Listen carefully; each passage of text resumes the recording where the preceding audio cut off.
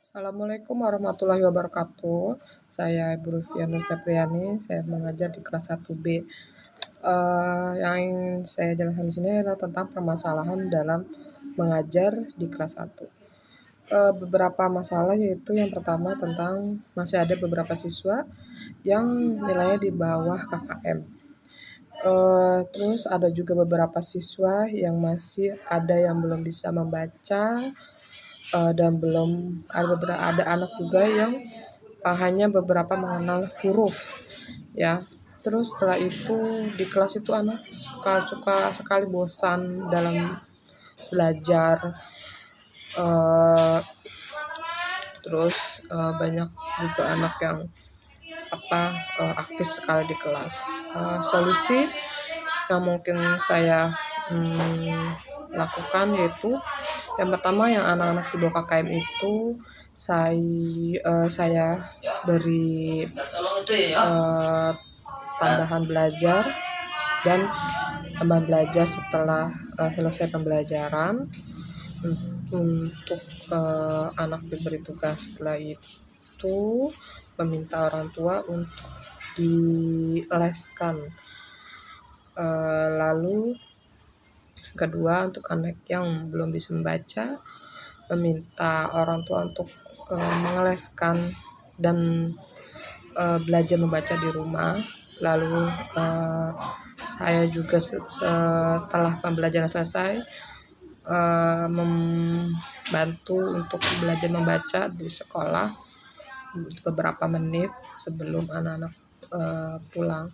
Lalu yang ketiga, supaya anak tidak bosan, saya menyelipkan dengan rimba bermain, lalu sambil bernyanyi supaya mereka tidak bosan di kelas. Terima kasih. Itulah permasalahan dan solusi yang bisa saya jelaskan. Selebihnya mohon maaf. Wabillahi taufiq wal hidayah. Wassalamualaikum warahmatullahi wabarakatuh. Assalamualaikum, selamat siang. Perkenalkan, nama saya Ibu Sutari Lestari Pujati SPD. Saya guru kelas 4 di SD Negeri Pademangan Timur 06. Saya akan menyampaikan beberapa kendala yang biasa kami temui para guru yang mengajar di sekolah ini, terutama di kelas tinggi ya. Keterbatasan kepemilikan alat infokus dan alat lain seperti alat Microsoft Whiteboard yang tidak semua guru bisa menggunakan secara kontinu setiap hari di dalam kelas, itu juga merupakan salah satu kendala. Sementara di kelas saya lebih sering menggunakan alat infokus untuk merefleksikan video pembelajaran yang sudah saya sediakan sebagai pelengkap materi mengajar saya. Saya juga mempunyai alat Microsoft Whiteboard ya pribadi yang kebetulan saya beli sendiri, dan itu juga tidak semua guru memiliki gitu. Alat-alat ini sangat berguna ketika kita menggunakan alat infokus, karena pada saat penggunaan infokus kita tidak bisa menulis materi langsung di papan tulis. Jadi kita menggunakan alat bantu Microsoft Whiteboard itu yang notabene cukup lumayan harganya, sementara itu sangat membantu sekali kita menuliskan catatan atau materi penting atau memberi contoh gambar yang direfleksikan dengan alat infokus ke papan tulis gitu. Sementara dalam dunia pengajaran yang menggunakan beberapa alat bantu IT di dalam menyampaikan materi, beberapa alat ini terus terang sangat mendukung proses pembelajaran, memudahkan anak cepat memahami materi yang disampaikan. Saya sih berharap setelah ini sekolah mungkin lebih memperbanyak lagi ya penyediaan alat-alat seperti ini sebagai alat bantu guru untuk mengajar di kelas gitu.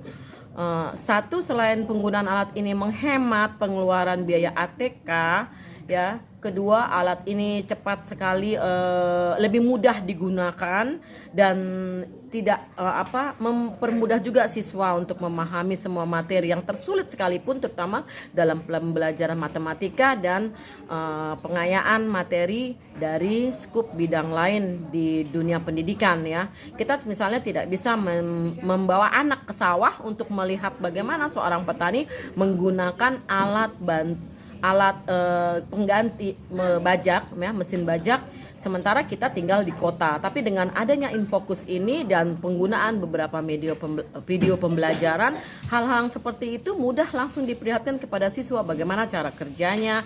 Terus siswa juga jadi tahu banyak hal ya, tidak terbatas karena mereka tinggal di dalam kota dengan keterbatasan yang tidak tahu apa yang terjadi di daerah-daerah terpencil, seperti contoh-contoh bagaimana kupu-kupu itu prosesnya menjadi kupu-kupu dari mulai ulat, kemudian bagaimana tumbuhan itu tumbuh mulai dari keluar tunas kemudian sampai menjadi pohon yang besar. Nah, kemudian selain itu kita juga memerlukan laptop ya. Saya rasa untuk sekarang ini juga semua guru bisalah mencukupi diri sendiri untuk membeli alat laptop ya atau notebook dengan uang pribadi. Tapi alangkah baiknya sekolah juga memiliki alat lebih, karena tidak semua guru juga punya kemampuan untuk membeli laptop, terutama di daerah-daerah terpencil ya. Nah, juga sama seperti alat Microsoft Whiteboard, tidak semua guru mampu untuk membeli itu gitu. Hanya sebagian guru saja mungkin yang jelas-jelas sudah punya tunjangan, mereka bisa menyisihkan uangnya untuk membeli alat-alat seperti itu gitu. Tapi sebaiknya sekolah sebagai sumber belajar bagi siswa untuk tahun-tahun kedepannya bersedia untuk memperbanyak fasilitas tersebut agar setiap kelas setiap guru di setiap kelas bisa menggunakan alat-alat itu dan bisa maksimal mengajar dengan baik. Saya rasa itu saja. Terima kasih. Wassalamualaikum warahmatullahi wabarakatuh. Selamat pagi, perkenalkan nama saya Dandi Christian. Saya sebagai guru olahraga yang mengajar di kelas 5 dan 6. Saya ingin merefleksi atau menjelaskan masalah yang terjadi ketika saya mengajar di kelas 5A, yaitu materi senam ketangkasan. Saya melihat kebosanan anak ketika saya mengajak anak-anak untuk membaca buku pembelajaran, dan saya memberikan solusi yang baik dengan mengajak anak-anak bermain game kecil atau permainan kecil seperti ketika saya mengacungkan tangan seperti ini, anak-anak tepuk tangan 3 kali, begitupun 2. Kalau 2 berarti anak-anak tepuk tangan 2 kali. Nah, kalau 3 anak-anak cukup tepuk tangan sekali. Nah, seperti itu yang pertama kendala yang saya alami. Dan yang kedua, ketika anak-anak ingin bergantung atau melakukan gerakan pull up, banyak sebagian anak-anak yang tidak dapat meraih tangannya untuk nyangkut di atau bergantung di tiang. Nah, saya menggunakan kursi sebagai alatnya. Sekiranya cukup sekian dari saya. Terima kasih. Assalamualaikum warahmatullahi wabarakatuh. Nama saya Adi Mohon Mukhlis, mengampu pelajaran PAI kelas 5 dan kelas 6. Selama saya mengajar, yang kendala atau masalah yang kita hadapi adalah kebanyakan siswa itu kurang bisa memahami kalau untuk materi menghafal Al-Quran misalkan. Contohnya surat At-Tin.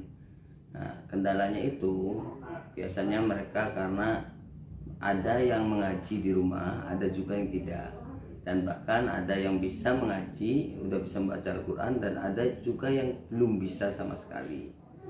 Nah, ketika kita mengajar itu ketahuan di situ, ketahuan sekali bahwa mana yang anak yang mengaji di rumah dan mana anak yang tidak mengaji. Kendalanya itu untuk menghafal. Jadi solusi saya untuk hal ini, kita menggunakan metode berlatih berulang. Berlatih berulang itu menggunakan metode drill, yang mana membaca misalkan ayat pertama watini wazaitun, itu kita ulang sampai 3 kali, kemudian anak mengikuti sampai 3 kali juga. Nah, diulang sampai ayat ke-8 terakhir. Dan alhamdulillah dengan metode drill itu minat anak untuk belajar itu lebih tinggi lagi, kemudian mau belajar membaca. Jadi menumbuhkan kepercayaan diri anak untuk bisa membaca, rajin membaca, daripada yang sebelum menggunakan metode drill, mereka itu kebanyakan suruh membaca aja sangat susah seperti itu. Demikian. Terima kasih. Assalamualaikum.